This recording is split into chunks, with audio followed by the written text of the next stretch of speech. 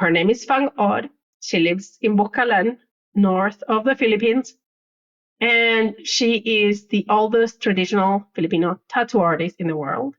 So during my last 3 days of this beautiful 9-month trip, I decided to go look for her. And I need to take a jeepney. So a jeepney is a car that has a bench at the back and people just sit in there.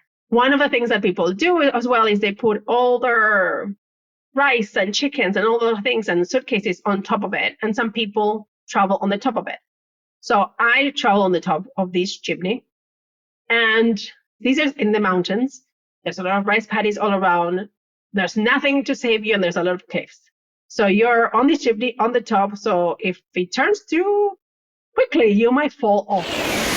This is the Maverick Show, where you'll meet today's most interesting location-independent entrepreneurs and world travelers, and learn the strategies and tactics they use to succeed. And now, here's your host, Matt Bowles. Hey everybody, it's Matt Bowles. Welcome to the Maverick Show. This is part 2 of my interview with Jimena Serfaty. If you did not yet listen to part 1, I highly suggest you go back and do that first because it provides some really important context for this episode. If you have already heard part 1, then please enjoy the conclusion of my interview with Jimena Serfaty.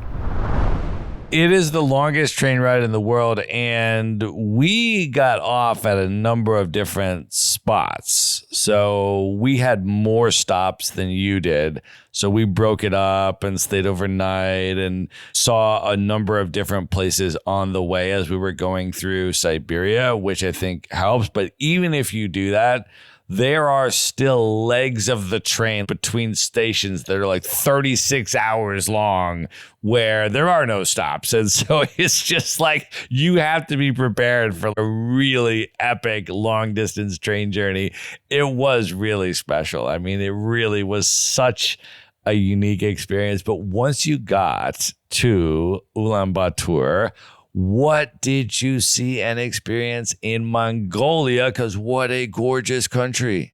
Mongolia was amazing. There's a lot of things that I wanted to see. I wanted to see the eagle hunters and everything, but I only had 2 weeks. So I decided to do the trip that I knew I couldn't do on my own, which was go to the Gobi desert because I don't want to get lost in the desert. The other places, I'll be okay, I think. So I went on a tour for a week. The nature in Mongolia is just insane. We went to a canyon that looked like Mars there, and you have kilometers and kilometers of this green, and it's just flat. There were other canyons that we saw that there was more vegetation. There was just like sandy kind of way. And then we got to the sand dunes, and we went to one of the highest ones. They call them the singing sand dunes because if you run down, they make sounds. So we had to go all the way up there. Going up, very steep sand dunes, it's not fun. If you stop, you slide down. So it's never ending. It's exhausting to go up a sand dune. But the view on top was just amazing. We went there for sunset. So we saw the whole sunset. We saw the moon going up and just sand in front of us. That's all we could see. The desert was in front of us. So that was just mind-blowing. It was really special. We did the Gobi Desert as well and took the camels going through the desert. And then the landscape is just insane. So I have been talking about that a lot as well. The other place I want to ask you about is Laos. I have been briefly to Laos. It was incredible. I had a really great time. But you have traveled the country more extensively than I. I mostly just hung out in Luang Prabang. And you also took a hot air balloon ride. Can you talk about your experience in Laos? I was in Laos for a month. I crossed from Cambodia and I went up north. I went to one of the longest underground rivers. It's not the longest one because I know we got one in the Philippines, but that was very interesting. It was dry season, so there wasn't a lot of water in there. We managed to go see a village. And then in Tien, I went to Luang Prabang, which was very interesting, just the monks, the markets, the life over there. And then I went to Vang Vieng, and I stayed there for, I think, over a week, because I know I spent Christmas over there. And Vang Vieng, it's very green. It's in the mountains as well. I made a group of people. So we would travel around there. And we found this place. There was a tour that was selling that was to the Eden Garden. By reading the description, we figured out how to get to the Eden Garden. So then the 6 of us went there, started hiking up a mountain, then had to climb some rocks, climb down those rocks on the other side because there was a valley in between the mountains, walk across all this valley, ended up in this river, and that was our Eden Garden. So that was incredible. But I went on a hot air balloon. So one of the cheapest places to go was in Laos, in Vang Vieng, and the other one is in, at least it was before, it was in Pai, in Thailand, because I wanted to do it in Myanmar, and that was $300, and that's a month of my trip, so I can't do it. I was backpacking, so I didn't have that kind of money. So I booked it, and we went very early in the morning. They took us up these mountains in this valley, and after a bit, it's just, hot air balloons are very weird because they're all flat in the ground. Then you're like, how are they going to inflate this? Then there's this fire that they keep spinning all the time because they keep pulling this cord. Very scary, very close to your hair. So there were 2 balloons, and our balloon was the first one going down. And as we're going down, there's all these rice paddies as well. I've never been on a hot air balloon. I've never seen one land either. So ours went down. It slid through the rice paddy and hit one of the corners, because there are some corners in the rice paddy. So it hit that, and we went back up again. And I was like, okay. So it tried to do it again, and the same thing happened. And we were like, cool. So the third time, it hits the rice paddy's corner, and it ticks the basket. So most people fell out of the basket. Me and another girl fell inside the basket through some guy's legs because he just stood up like a starfish holding the edges of the basket. So then we had to crawl out. And I was like, this is a weird way for our balloons to land. And I was like, maybe this is a way. 5 minutes later, the other balloon lands. They didn't land like that. We just crashed, and I didn't realize. So that was my experience with a hot air balloon. Still loved it, but very eventful. So this was your childhood dream from the Alvin and the Chipmunks episode to travel by hot air balloon, and you finally got to do it. Did you make that connection, and was it particularly special to fulfill that childhood dream? I always have it present. I actually have a hot air balloon tattoo on my shoulder. So yes, this was what I wanted to do. So I was very excited. It was a great experience. I managed to do it with 2 of the guys that I met during my trip in Vang Vieng. And it's very special to me. I still have great memories of the whole flight. Well, speaking of your tattoos, I have to ask you about the story of the very special tattoo that you got in the Philippines. Can you set this story up? I know after you finished the train journey to Singapore, you then went to the Philippines. Can you set this up for us in terms of explaining what prompted this quest, who the tattoo artist is and why she is so iconic, and then what the journey was like to try to find this woman? When I first started this trip and I was planning it, the idea was just to do Southeast Asia. And then I was like, well, if I'm going to do this already, might as well get to Southeast Asia by land. So that's how everything started. The initial idea was to go from London all the way to the Philippines without taking a flight. But eventually I stayed in Malaysia way too long. So I decided to change, and I flew from Singapore to the Philippines. Spent a month in the Philippines. It was my second time there. Philippines has a very special place in my heart. One of my favorite places ever. And many years ago, I had watched YouTube a documentary of this lady that was tattooing people. Like most of the things that I've done, it just stays in my mind, and I keep thinking about it. So when I was wrapping up this trip, I was like, I should go look for this lady. So I checked and I saw that she was Filipino. So I was like, perfect. So her name is Fang Od. She lives in Bukalen, north of the Philippines. And she is the oldest traditional Filipino tattoo artist in the world. She should be now 108. So she's still alive. She's still tattooing. And I was like, this is the best way to just end this trip. So during my last 3 days of this beautiful 9-month trip, I decided to go look for her. So to do that, at least back then, I had to take a bus to the bigger city in that province, then take a local bus to a small, let's call it city, but it's more like a village. And then from there, you need to take a jeepney. So a jeepney is a car that has a bench at the back and people just sit in there, but it's like a long van. It's not as high as you think. So you need to be sitting. You can't be standing in the back.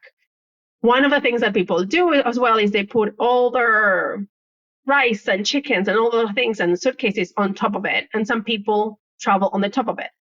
So I travel on the top of this jeepney. And another thing that you need to know is these are in the mountains. There's a lot of rice paddies all around. There's nothing to save you and there's a lot of cliffs. So you're on this jeepney on the top. So if it turns too quickly, you might fall off. But I was sitting there, I did the journey on the top, and then we got to this place in the middle of the road that we were driving through. We got off, and from there, there's a road going up inside the mountains, like between two mountains. So from there, they were building that road back then. So they took us on a motorbike for like a 5-minute drive.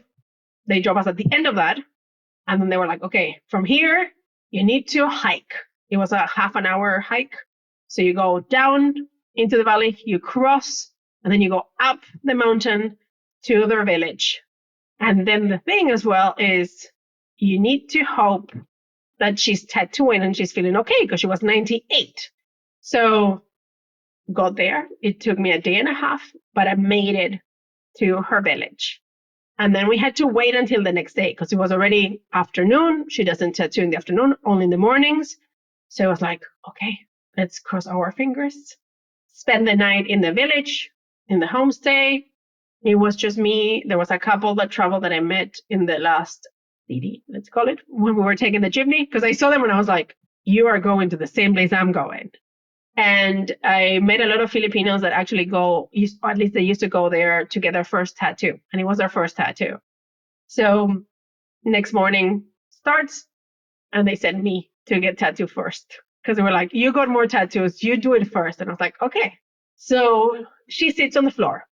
And she has a very, very not high little chair that she sits on. And they gave me the same thing. I fell off it. And the ground is dirt because it's not very sanitary. That's a reality. So I sat there and she got her suit. There's a board and she only tattoos the traditional ones. So in this village, they used to be headhunters. They used to be warriors. So women are tattooed usually on their arms, their chest, and that's because of beauty.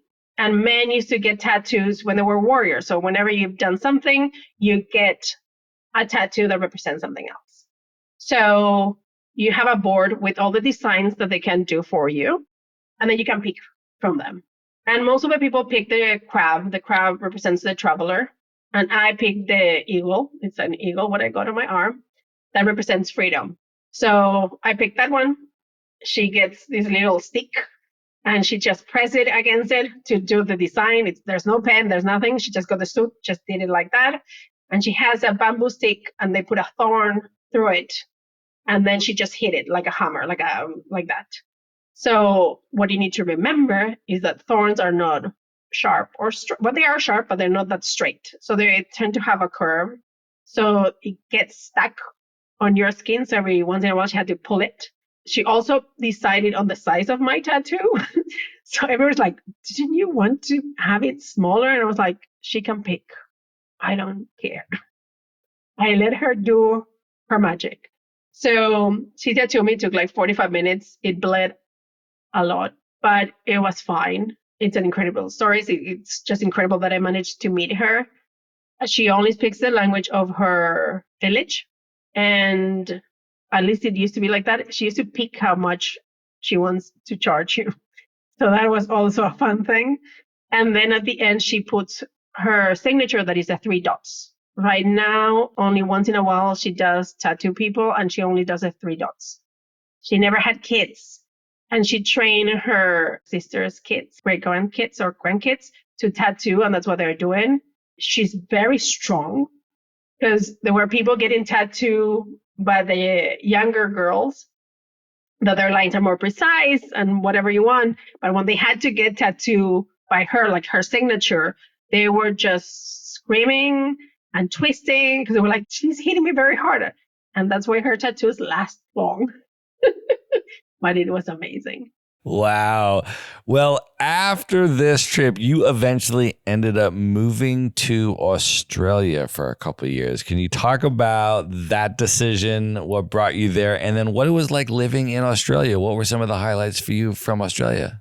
So when I left London in 2015, I wanted to go travel, but I wanted to have a backup plan. If something happens, I wanted to know I could go somewhere to work and recover financially. So I applied for my working holiday visa. Working holiday visas, depending on where you're from, it can be complicated. I had both the New Zealand and the Australian one, and they only open once a year for Argentinians. So you have to be lucky that you get in that. We only get like 1,000 or something places a year. So you need to be very lucky to get it. So I applied for it, got it, did my trip, and at the end moved to Australia, worked in Darwin for a few months because I didn't want to be cold. So I stayed up north and then moved to Melbourne, where I lived most of my first year. I knew somebody from London. Well, I met her in London. She is from Melbourne. So I moved there and I loved Melbourne. Melbourne is one of my favorite cities. I would have stayed and lived there forever and ever. I don't like crowded places. So Melbourne is spread out and you got things all around. You got vineyards very close by. You go to the market and then you can go see penguins because penguins come to the city anyways. It's next to the beach. You go the Great Ocean Road. There's so many things to do. Australia, it's another country that is really, really big. And it's very different depending on the state that you're in. And then in order for me to extend my visa for another year, I had to do work out in the outback. So a lot of people do farm work and things like that. But because of my visa, I was allowed to do hospitality work. So I ended up moving to the outback in Queensland. I lived there for 4 months and I lived in a town with 17 people. 17. I was the 18th one. And we were the only business in town. We could call it a town. And I was a barmaid. So I used to work at the bar. I used to clean as well because they had a motel and some rooms. So just picture this old pub on the side of the road that has rooms on the top floor. And on the bottom one, you just got like the restaurant and the bar. That's where I worked. So I knew everybody. Everybody would come here. People from the towns around. There were 40K one way and 50 the other one. And we used to get a lot of truckies, train trucks as they call it, these massive, massive trucks that come through. There were mines not that far away from us. So I used to meet a lot of people. Had a great experience in the outback. Again, lived there for 4 months. I didn't have any money to spend because there was nothing for me to spend it on. And one of the very interesting characters that I met through my time here was a guy that his job was to be a gold digger. He literally had land, and what he would do every day was search for gold. He had his metal detector, and he would walk around doing that. And he was doing that for the last 15 years. So once or twice a week, he would come and show me what he found. Sometimes it was gold, sometimes it was tins or different things from the war that got left over there. And he was one of the people that came for my living drinks. That was my last night working. And as a gift, he gave me a gold nugget that I still got with me. And one of the truckies came for my last night and drove me back to the city that was 300 kilometers away for me to take my plane out. So I can't complain. I had the best experience over there. Well, from that base, you also got to travel to some of the Pacific Islands. And I want to ask you about a few of them because I have not been to any of these. Can you talk about your experience on Tuvalu? I read about Tuvalu the first time in 2002 on a magazine in Argentina. And I kept that magazine. I still have it. And it talked about this country that was affected by the rising waters because they're just 1 meter above the sea level, which means it's going to get covered eventually. And how they were getting money. So one of the ways that they get money is because the country letters, when you go like .com.uk, things like that, what they got assigned was TV. So anytime you got channels and things like that they use TV, they pay them. So that's how they get a big part of their income as a country. So I found that incredible. And I said, before this country disappears, I want to go. So it took me 15 years. You can only fly from Fiji. Well, I think there was a time that we could fly from somewhere else, but there were only like 2 flights a week. And I was like, I'm going there. There's no way I'm missing this. I'm going there. So I did. I went to Fiji. And as I'm at my hostel asking how to get to Suva, that is the capital, for me to take this flight, there's a guy on the other side that says, sorry, excuse me, are you taking a flight at 8 a.m. from Suva on Thursday? And I was like, yes. He was like, me too. So Tuvalu was, until a few years, one of the least visited countries in the world. And I managed to find another crazy person that was on the same flight as me by chance. So the thing as well is flights used to be on Tuesdays and Thursdays. So people, what they do, especially the people that want to travel to every country in the world, is fly on a Tuesday and come back on a Thursday. So they spend 1 day in Tuvalu. I flew on a Thursday and was coming back on a Tuesday because I wanted to spend there as much time as I could. So I flew to Tuvalu, spent there 5 days, met great people, walked every side of it. The width is 1 kilometer, not even. And it's just great. I met some sailors there. They were like, I've been to Argentina. They were Tuvalu and they were just drinking something very weird, homemade. Didn't try it. And they were like, oh, I've been to Argentina. I travel all over the world. I'm a sailor. So that's what I do. And I was like, great. Then we also made a neighbor. He took us with a boat to some of the islands to visit. And you could just walk around the whole island in like 7 minutes. There's nobody else. And I had the best time. We went clubbing, if you can call that clubbing. But there was a club that they used to go on Friday nights, and we went. And I met the ex-Prime Minister, very drunk, dancing with some girls. But the best thing of that club was as soon as I walked in, and I still got the recording of this very dark place, they were playing Xuxa. Xuxa is a Brazilian entertainer that was very famous when I was a kid. And they were playing her songs, the same songs that I used to sing when I was 5, in that nightclub. Crazy. Loved it.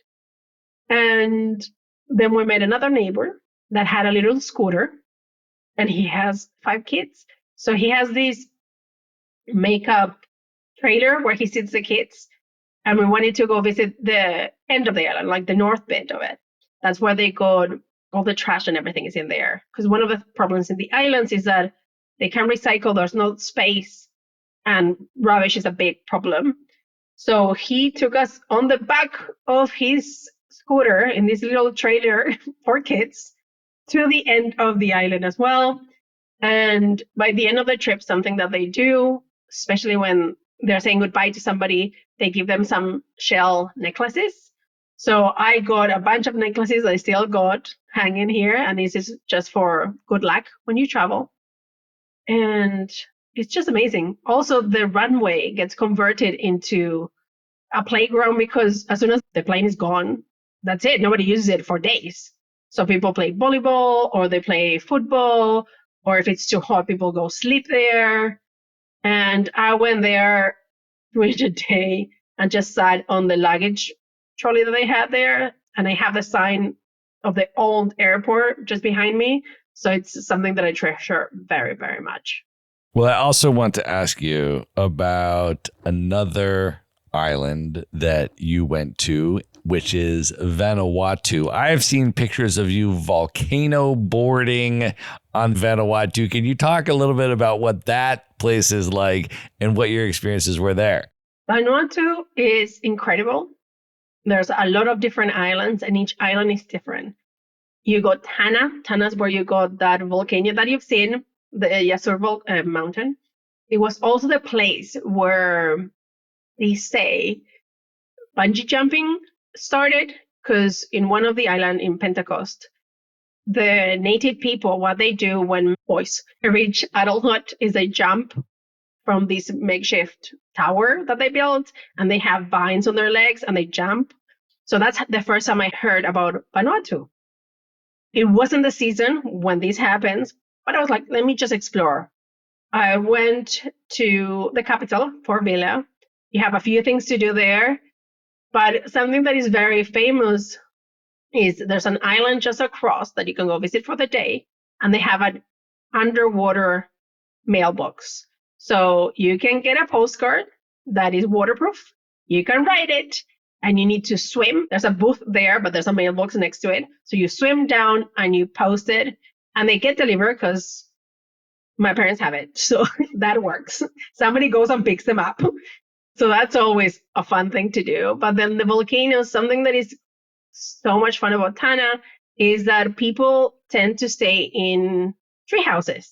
So it's fun when you think about it. When you have to go up those stairs, not that fun, especially with your luggage. But it was okay. So we stayed in a tree house. The guy was lovely. He just started this place, and we wanted to see the volcano. You have a lot of different tribes in Tana, but they are not the ones running the entrance to the volcano. So they helped us, because I was traveling with somebody else, to go visit the volcano. And we had to go when nobody else was going to go, because we weren't going in the right way. So we had to go through all the palm trees and climb some things. And as we were going and started walking down the street, no lights, no nothing, just walking in the dark, we heard the vans coming up. We thought there were no more tours going up the volcano, but there were. So I had to climb this wall of sand that I couldn't obviously climb. So I know if I have to run for my life, that's not going to work. And the little host that we had, he grabbed my arms and pulled me, and we hid there. We had to wait for the van to go up, for everybody to get off, take their pictures, and then drive down for us to then continue our trip to the volcano. We managed to get up. The volcano is an active volcano. A few years back, it was erupting. They had a lot of issues over there, especially because it's so close to the villages. And we saw the volcano. There's nothing that keeps you safe there. There's no light as well. So we needed to keep our distance from the edge, because you can't fall. We saw it erupt a few times as well. And it was just another thing that you're like, is this my life? Is this real? Am I here for sure? So I got videos, I got things like that. And I'm like, sometimes I watch it and I'm like, wow, I went up there. I did that. So that was already an incredible day. And the day after, I went ashboarding. So it's a makeshift. It's not like when you go in Nicaragua or anything like that. We just went there. They had a snowboarding board, and I just sat on it because I was too scared. It was too steep for me to be standing. So I kept sitting on the board and just going down and stopping with my hands. So then my hands were all black from the ashes. So that was amazing. And then I just went to see the village, and they did a little show for me, and they explained how medicine used to work there. They used to use plants, and they still do, for a lot of things, how they would carry people, the plants that they used to do like a makeshift stretcher, and how they would carry people around with those. Then I managed to cook with some of the ladies and eat that food later, which was delicious. And then I weaved a basket that I still got as well. So can't complain. I love doing all those things. I would just sit with them on the floor, and I was like, what do I need to do? You tell me, I'll do it. And it's just great. Love spending time with them. One more place that you have been that I want to ask you about is Kiribati. Kiribati is the country that welcomes the new day, the one that is just there. And not only the water is the bluest I've ever seen and is incredible, but I've stayed in a homestay over there in an over the water bungalow, if you want to call it, because that was where I stayed.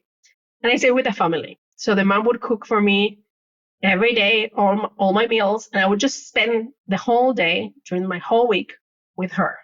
So we would talk about life. She would tell me stories, tell me about her kids. She would teach me card games. So then I could go play with the ladies at the market. And then we would go snorkeling. We also met, there was a Swiss guy just across the road. He married a girl over there. And they were doing a lot of work in one of the schools. There was a primary school. So we went there just to spend time, build them a little roof where they used to drink water. So it was a bit better for them as it can get very hot. But just spending time with them, with the family, and just talking. One of their nieces that was Australian went visit as well. So it was just a great experience just to live their life and do things at their time with them. She was like, help me defrost this fish. So how we defrost the fish was she put it in this bowl and then we got in the sea. And that's how we were defrosting the fish, just by getting in the water. Well, I also want to ask you at this point a little bit about your professional career trajectory. You had mentioned some of the different jobs you were doing in some of these places where you were staying and living. And then in 2019, you made a shift into the entrepreneurial direction, into the remote work direction. This is where I want to bring back into the conversation our dear friend, Hannah Dixon. I know you did her 5-day VA training and her Virtual Excellence Academy and all of that. So I would love if you could share a little bit about that transitionary moment for you, what Hannah's program was like to go through it, and then what your career has been like since then. Hannah has such a special place in my heart because thanks to her, I could make the change that I did in my life. I looked for a way for me to work online for many years, but what I could see, especially just from the people that I knew, they were all either web designers, graphic designers, social media managers, or community managers. And none of those things resonated with me.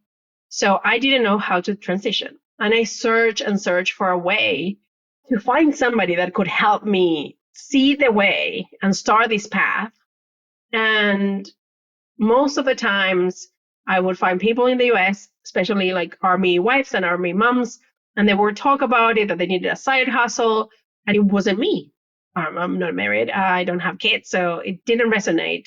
And also a lot of the things that I would see, it was just a lot of pink and flowers, which is great for some people. It's just not me either. And then I met Hannah. And Hannah is all about be yourself, do what you want. So I bought her course.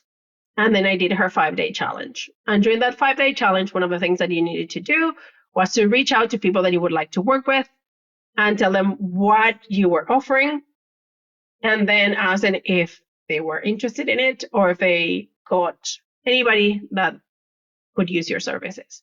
Because something that I realized during this challenge is that I could do admin. I've been doing admin since I'm 11. My parents are accountants. So I used to do invoicing and things like that when I was bored or during summer when I had nothing else to do. And I was like, I can do that. That's Excel, my friend. Yes, please. So I did email somebody. They told me that they knew somebody that needed invoicing and things like that. And during those first 5 days, I got my first client. And I was like, okay, this is it. I need to see how I can do this full time. I met somebody else as well that they were doing a different course, and with them, it evolved. I worked with them as well, so I started gaining more experience. There were other people in this mastermind. By then, I was doing operations in general, So most people focus a lot on marketing and things like that, and they don't work on their back end. So then all the girls that were in the mastermind with me, they were hiring me because they needed somebody to help them with their contracts and all these things that they didn't have automated. So I quit my retail job and the business started. And since then, it's been evolving. Went from an online business manager where I focus on ops to learning more platforms or more things. And I realized I love the process in itself. And when people talk to me about their business, I can see it in my head. I can already map it out and I help them streamline it and automate it or standardize it. I know a lot of people don't like automating things because they feel it can be too cold. But that's how it started. And it's been going now for 6 years. So it worked. And I'm very thankful for Hannah, 100%. Hannah Dixon is amazing. If anyone has not heard the Hannah Dixon episodes of The Maverick Show, we'll link those up in the show notes. You definitely want to come into her world. She has amazing communities. If you'd like to actually do the 5-day VA challenge completely for free and just sign up for the next one, you can do that. Just go to themaverickshow.com/virtual and you can sign up there for free. She also runs an amazing community called Rainbow Remote, which is for queer digital nomads and allies. So I am part of that group and it is amazing. She tracks wonderful people. And so I definitely encourage everybody to come into Hannah's ecosystem and get into her world because it's an amazing world to be in. So big shout out to Hannah. Jimmy, so how do you at this point in your journey, how do you choose to design and structure your lifestyle in terms of work, in terms of travel, in terms of having a base, in terms of moving around? What is sort of your ideal lifestyle at this point? If I had started this earlier, I would have liked to be a digital nomad. That was the original idea. But as I got older, I realized I'm tired. And I wanted to be location independent. So I wanted a job that I could do online, remotely, wherever I wanted to. So I'm flexible with my travels. I can go work wherever I want to go visit, but I can also go home more frequently. Back in the day, I would go to Argentina every 2 to 3 years. Now I tend to see my family pretty much every year. So it's a big change. And the reason behind it is because when I used to work, I only had holidays. And then I would use all my holidays to go to Argentina to see my family. And then I couldn't travel. So now I can go see my family, but I can also go travel whenever I want. I did have some limitations because of my residency here, but now I've been here for 5 years. So now it's a permanent residency and I don't have to be counting how many months I'm out of the country. So yay. So I want to ask you also about your decision to want to travel to all 193 countries as a defined goal and a quest that you are now on. When did you make the decision that you wanted to be proactive about going to every country in the world? And why is that an important goal for you? I don't know exactly when it happened. I just know at some point I was just doing it without realizing. When I was living in Australia, I was like, I'm close to all these islands. I'm going to go visit all these countries because I'm not going to be closer as this anymore. So I think it just happened. It might have happened in the last 5 years, but I was doing it before that without realizing. I try to go to new places every year, but I also repeat a lot of countries. I've been to Italy a lot of times. I go visit my friends in Spain as well. So it's not that I don't repeat and I only go to new places each time. But yeah, it just happened. And then I decided to get into more the traveling community in general. And I've always been interested in countries that maybe my friends back home, they were like, what? Like me going to New Zealand or me wanting to go to Tuvalu or me going to Russia. It wasn't something that a lot of people wanted to do. So getting into the traveling community, finding other people that like it as much as I do, that are like, oh, have you been to this one? Do you know about this place? I'm like, yes, it's on my list. It's always very interesting and I very much enjoy it. It's a different journey because Even though it is a goal of mine and it's going to be a life goal, I'm not going to be the youngest to do it, or I'm not going to do it the quickest or anything like that. I think every country has something to offer, and there's always something to learn from it. I always find a good experience, or just the people in general tend to be always really nice. For people that are listening to this and think that this sounds amazing, but perhaps it sounds like an expensive endeavor, you have come up with all sorts of travel hacks and budget travel techniques that you have been using over the years. And I would love if you could share some of the top ways that people can perhaps travel for a lot less expensively than they might think. One of the things is being flexible. A lot of the times I just check from where I'm at, what's the cheapest flight out, and then I go to a new place, a new city, something new. So being flexible is one of the things. Of course, sometimes you got places on your bucket list that you want to get to. It's just a matter of compromising. I stopped calling it budget traveling because some places are not budget friendly. The Pacific Islands are not cheap, especially if you travel on your own, because the tourism tends to be diverse or business people. So there are not as many budget friendly options. It's just making it as affordable as possible.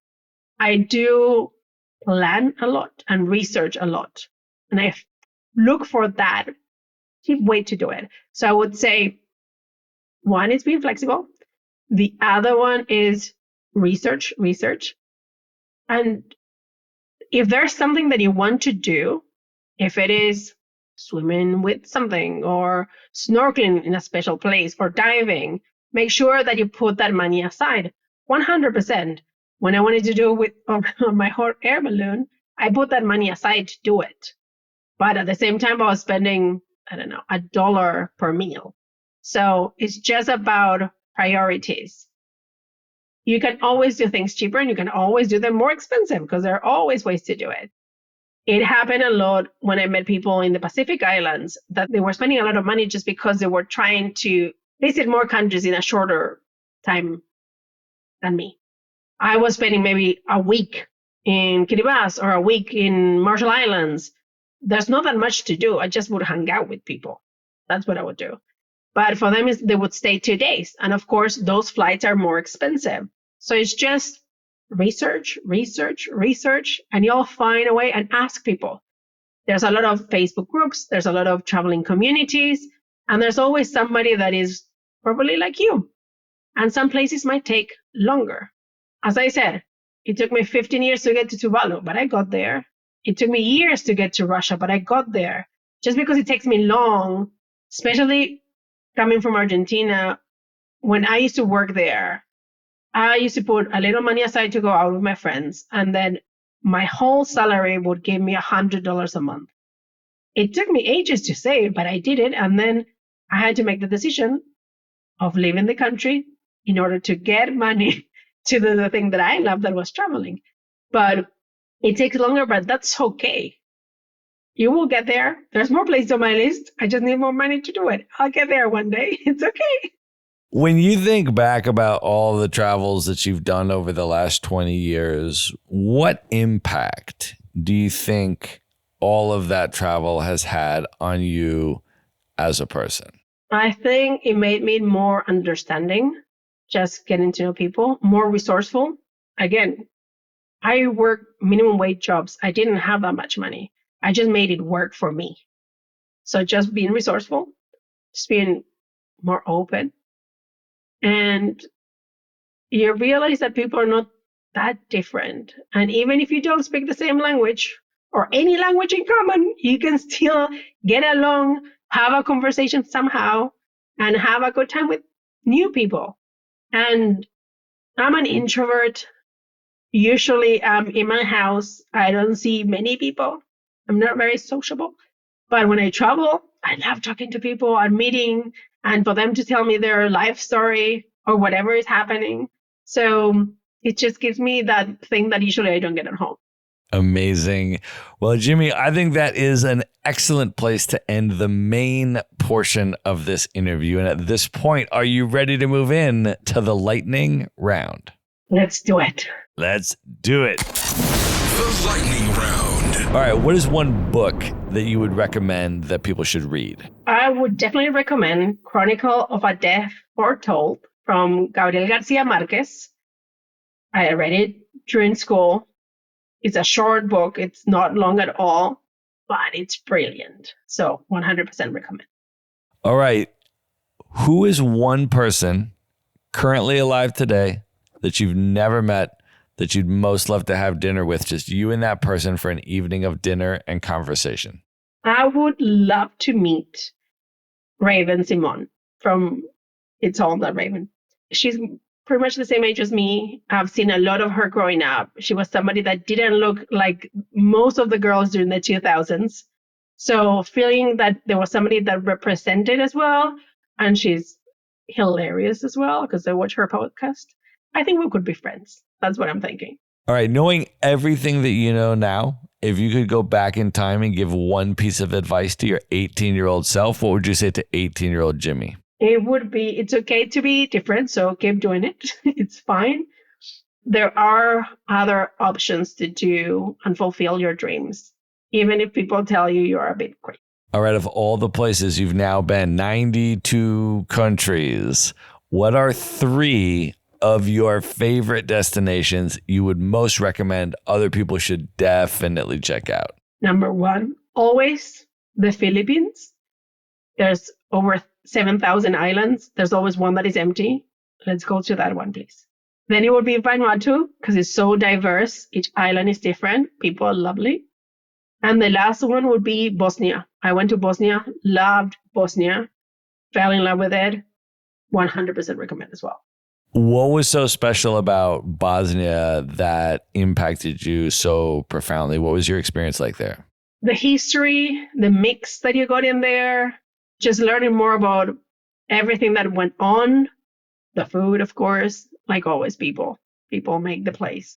Amazing. Yeah, I spent some time in Mostar in Bosnia, and as well, it really was just a super incredible, impactful, powerful, but also wonderful and heartwarming place. I mean, it was all of the things. And so I appreciate that recommendation because I've been putting people onto Bosnia as well. Okay, Jimmy, last question. What are your top 3 bucket list destinations currently you have not yet been to right now, highest on your list you'd most love to see? One is Syria, for sure. The other one, I'm just hoping they open soon, is Tokelau, which is not a country. It's a Pacific island territory that belongs to New Zealand. And the last one is Kamchatka in Russia. There's volcanoes there. There's a lot of weird things. There's no roads getting there. You can only fly to that place. But Kamchatka, it's still on my list.